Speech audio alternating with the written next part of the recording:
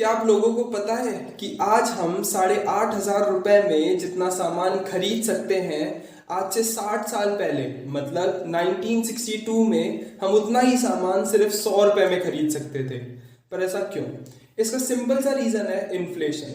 Inflation जिसे हम महंगाई भी कहते हैं। तो इन्फ्लेशन में क्या होता है कि जो हमारा रुपया है वो धीरे धीरे टाइम के साथ अपनी वैल्यू खोता रहता है। जो हमारा रुपया है उसकी धीरे धीरे टाइम के साथ वैल्यू गिरती रहती है।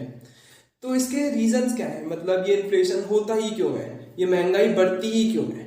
तो मेनली इसके 4 रीजंस।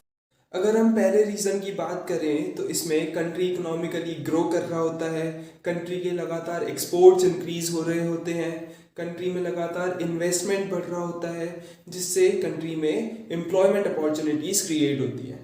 और इससे क्या होता है कि जो कंट्री की आम जनता है उनके हाथ में पैसा आता है। जब उनके हाथ में पैसा आता है तो वो उस पैसे को खर्च करते हैं और जो कंट्री के गुड्स एंड सर्विसेज हैं उनकी डिमांड बढ़ जाती है।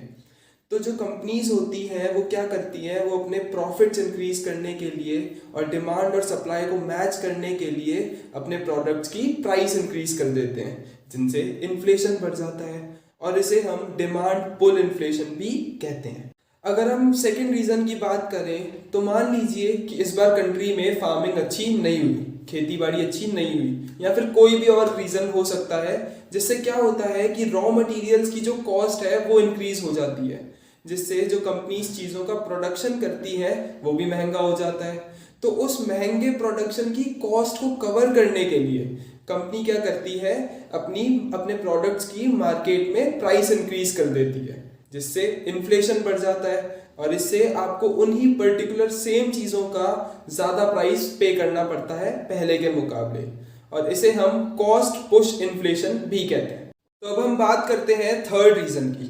तो मान लीजिए कि कंट्री में जो अनएम्प्लॉयमेंट रेट है वो बहुत लो है। इससे क्या होता है कि जो कंपनीज हैं वो अपने एम्प्लॉयज़ को रेगुलरली रिप्लेस नहीं कर पाती हैं, जिसकी वजह से कंपनीज को अपने एम्प्लॉयज़ को एक बहुत लंबे टाइम तक होल्ड करके रखना पड़ता है। और उससे कंपनीज को अपने एम्प्लॉयज़ को होल्ड करने की वजह से रेगुलरली इंक्रीमेंट देना पड़ता है, सैलरी इंक्रीमेंट देना पड़ता है।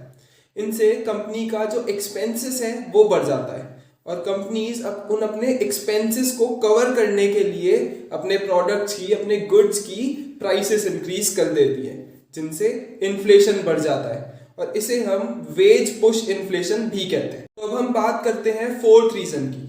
तो मान लीजिए कि जो इस बार कंट्री की गवर्नमेंट है उन्होंने ज्यादा मनी प्रिंट कर दिया फॉर वट एवर रीजन।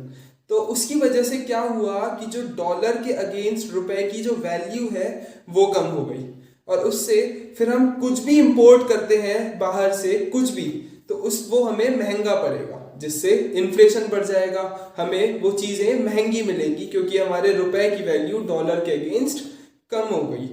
तो ये तो हो गया इंटरनल फैक्टर। अगर हम बात करें एक्सटर्नल फैक्टर की, तो आप सबको पता है कि रशिया यूक्रेन में अभी वॉर चल रहा है, जिसकी वजह से यूएस और यूरोप ने पूरे रशिया पे सैंक्शंस लगा दिए और दुनिया भर की कंट्रीज को वो लोग फोर्स कर रहे हैं कि कोई भी रशिया से कुछ भी परचेज ना करे। और रशिया एक मेजर एक्सपोर्टर है क्रूड ऑयल का। तो जो क्रूड ऑयल की जो सप्लाई है इंटरनेशनल मार्केट में वो कम हो गई है, जिसकी वजह से जो क्रूड ऑयल के प्राइसेस हैं वो लगातार इंक्रीज हो रहे हैं।